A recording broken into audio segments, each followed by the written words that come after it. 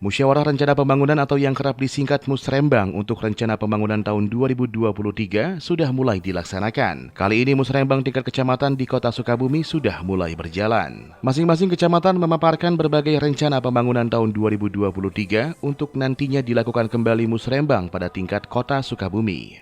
Wali Kota Sukabumi membuka secara langsung Musrembang tingkat Kecamatan Gunung Puyuh yang turut dihadiri oleh perwakilan anggota legislatif yang berasal dari Kecamatan Gunung Puyuh. Camat Gunung Puyuh Aris Ariandi mengatakan, pada tahun ini pihaknya telah memiliki 18 usulan non-fisik dan 22 usulan fisik pada Musrembang tahun 2023. Dirinya berharap agar usulan tersebut bisa disetujui untuk skala prioritas pembangunan tahun 2023 di wilayah Kecamatan Gunung Puyuh. Musrembang tingkat kecamatan,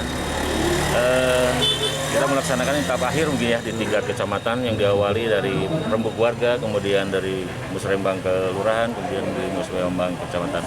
Hari ini alhamdulillah kita sudah menentukan skala prioritas, usulan prioritas untuk tahun 2023. Untuk usulan skala prioritas ini kita bagi dua, ada fisik dan non fisik. Untuk non fisiknya kita mengusulkan ada 18 usulan non fisik.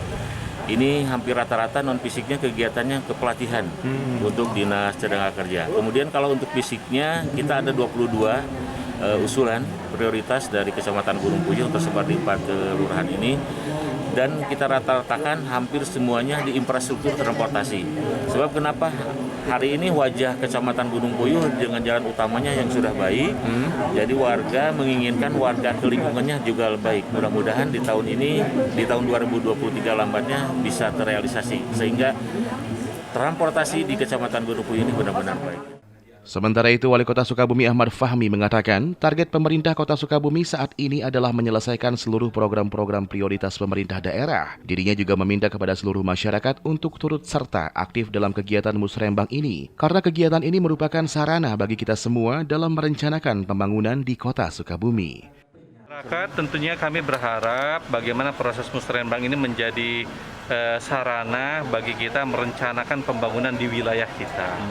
Jadi tentunya keterlibatan aktif masyarakat menjadi sangat diperlukan dalam kerangka kita menentukan kebutuhan, bukan keinginan ya, tetapi kebutuhan yang ada di wilayah kita.